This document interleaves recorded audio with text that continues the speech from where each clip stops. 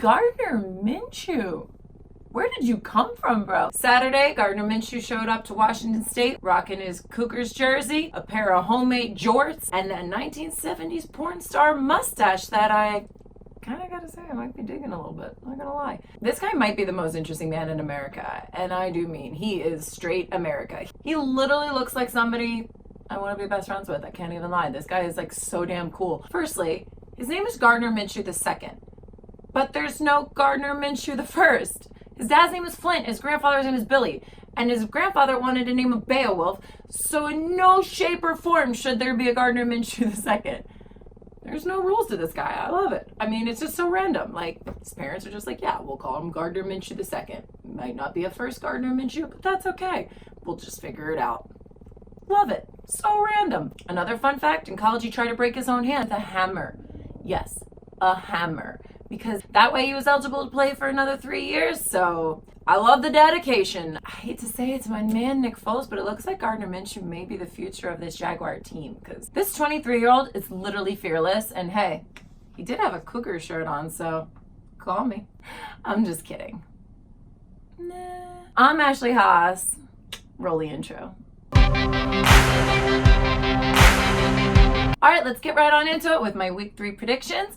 And I'm going to talk about some injuries. Oh, God. Like, who's not injured is actually an easier thing to talk about. We have some new young quarterbacks that are going to be proving themselves for the first time. And Antonio Brown is at it again. Antonio Brown decided it was a good idea to message the woman who is allegedly accusing him of rape. He also put in a group text, pretty much harassed her.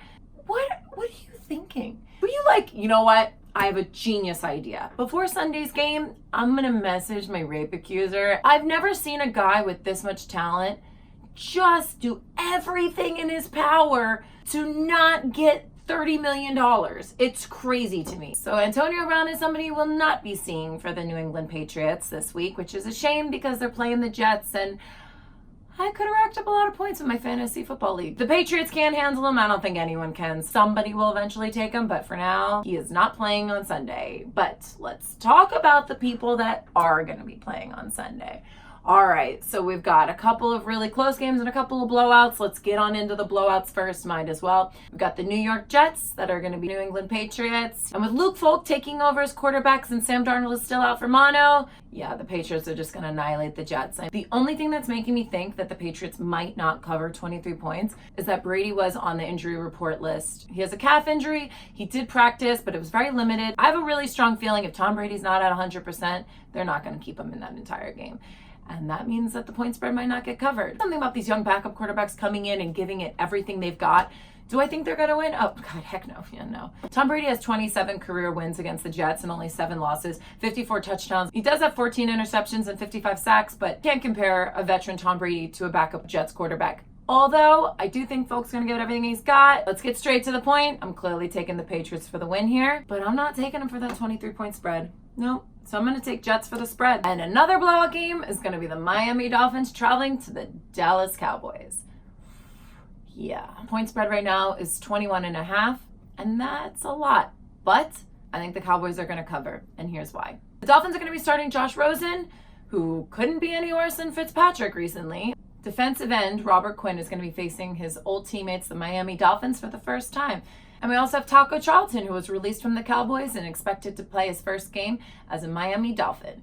And sorry, Taco, but no amount of tacos in the world are going to save these Dolphins. Just to name a few on the Cowboys injury list, we got Austin, Crawford, and Woods.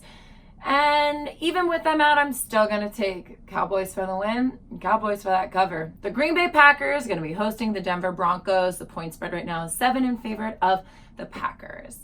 Okay, definitely taking the Packers for the win. Lambeau, home, done, easy, but 7 points. Oh, I wish it was 6.5 because I think they could win by a touchdown for sure. 7 points is a lot. Some even have 7.5. Cortland Sutton missed Thursday's practice because of a rib injury, but he is expected to play, so that's good news for the Broncos. They're still going to be out there starting right tackle James. Now let's discuss that 7-point spread. I think the Packers are going to do it, so I say the Packers for the win, Packers for the cover. But Broncos, I'm going to need you to tire them out because Thursday Night Football, they're going to be playing my Philadelphia Eagles, and I'm going to need them really exhausted. Thanks. So now let's talk about the Philadelphia Eagles because They're so hurt. They didn't even practice on Wednesday. They just had a walkthrough because everyone is injured. This game is going to be so brutal. The fact is, with Deshaun Jackson out, and Alshon Jeffries is a possibility of being out. Either way, he's pretty banged up. The whole team is just bad. Everyone's hurting. There's no way I can tell you the Eagles are going to cover that 6.5 point spread. Some have it at 5, some have it at 6. Either way, the fact is, the only good news for the Philadelphia Eagles is that we're playing at home. And I don't know how we're still a 5-point favorite with all these injuries. I hate to say this. I can't take my own team right now for the spread. I mean, I'm going to take us for the win. I'm taking Lions for the spread. Daniel Jones going to be starting for the New York Giants. And it's about time that they retired Manning because, I mean, I'm sorry, but he just doesn't have the juice anymore. And we all knew that. And that's why for a first-round draft pick, you should have picked a better quarterback. I'm sorry. I don't know if I believe in Jones. I mean, no one was taking Daniel Jones first round. You could have gotten him a second-round pick, but whatever. For whatever reason, you and the Manning family believe in him, so let's see what this kid's got. But I think he's going to be good. I don't think he's going to be a star. I think he's going to be okay. The problem with the Giants is they're a one-man team, and that one man is definitely not their quarterback. It's Saquon Barkley. He's the only star of your team, and you can't have a winning team with just one player. So I'm sorry, but I'm 1,000% taking the Buccaneers to the win here, and I'm going to take them for the 5.5 point spread. I mean, the Buccaneers are home. I think Jameis Winston's going to have a phenomenal game. If you want, you can take him as your fantasy football quarterback because I actually think he'll have a pretty good game. Ooh, so excited about this next one because we've got 2 young, amazing, talented quarterbacks going head to head, and I am so excited to watch them. We've got Lamar Jackson on the Baltimore Ravens, who has come out strong. It's his first rookie year. He turned this Ravens team completely around, and he's going against last year's rookie Patrick Mahomes. And both these guys are so talented. It's only week 2, and both these guys have had 7 touchdowns. Lamar Jackson has thrown for 596 yards, while Patrick Mahomes has thrown for 821 yards. And neither have had any interceptions. These are some young, talented men, and I'm very excited about this matchup. Very excited. I think this game is going to be so close. I'm actually surprised the point spread's 5.5. Chiefs are home. Mahomes is a slightly more veteran quarterback, but they still also have a lot of injuries. So I think I'm going to take the Ravens for the spread here, and I'm taking the Chiefs for the win. The Atlanta Falcons are traveling to the Colts. The only thing you need to know about this game is that if Marlon Mack does come back, I'm taking the Colts 100%. If he doesn't, then we actually have something to talk about. The point spread's 1.5 in favor of the Colts. Colts are home. It's only week 2, and Matt Ryan has had 5 interceptions. And while Jacoby Brissett is no Tom Brady either, he's actually had an okay year considering he was thrown into this after Andrew Luck retired unexpectedly. It's not a definite yet whether or not Marlon Mack is going to play, but if he does, 100% take the Colts for the win and the Colts for that cover. The Carolina Panthers are going to be traveling to the Arizona Cardinals, and the Panthers named Kyle Allen as the starting quarterback to replace Cam Newton. Even though the Cardinals tied in week 1 and lost in week 2, I think they're due for a win here. I'm going to go Cardinals for the win, Cardinals for the cover. Spread them. Bengals are going to be traveling to the Buffalo Bills. The Bills are favored right now by 6 points. That's a pretty fair number considering last week the Bengals were just blown away at home. I mean, it was brutal by the 49ers nonetheless. So yeah, I think the Bills have this game, and I think they'll cover that. Bills for the win. Bills for the spread. The Minnesota Vikings are going to be hosting the Oakland Raiders, and the Raiders right now are hurt. The Raiders are in guard trouble. Gabe Jackson is out due to a knee injury. Denzel Good is questionable, but thank God the bully is back. Richie Incognito is going to play, and just in time because, yeah, they had no one left. Definitely taking the Vikings at home for the win. I mean, that's easy. 9.5 points, though. Damn, that is a lot. We haven't seen a lot of blowout games. Kirk Cousins home. Yeah, taking Vikings for the win, Vikings for the cover. Spread them. The Saints are at the Seahawks, and the Seahawks right now are 2-0. Drew Brees and the Saints are 1-1. I'm excited to see Russell Wilson go against Drew Brees. These are 2 veteran quarterbacks that are very talented. Seahawks are home, and it's only 4.5 points spread. I think I'm leaning towards the Seahawks. Ziggy's back, and Pete Carroll gave an interview, said that he's ready to play. So I'm going to take Seahawks for the win and Seahawks for the spread. Spread them. The Houston Texans are traveling to the Los Angeles Chargers. The Chargers right now are favored to win by 3.5 points.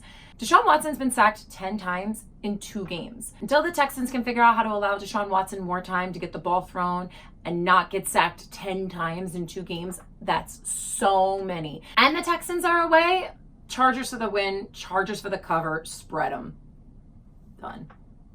The San Francisco 49ers are going to be hosting the Pittsburgh Steelers, and 37-year-old Ben Roethlisberger is out for this season. He's going to be undergoing elbow surgery, and in his replacement will be Mason Rudolph, and this is Mason Rudolph's first game ever since college. Do I think the best start is an away game against the 49ers, who just demolished the Bengals last week? Yeah, no, probably not. But this has been an interesting year for young backup quarterbacks to show their thing, so this is your shot. I'm excited to see it, but on that note, no, I'm going to have to take the 49ers for the win and the 49ers for the cover.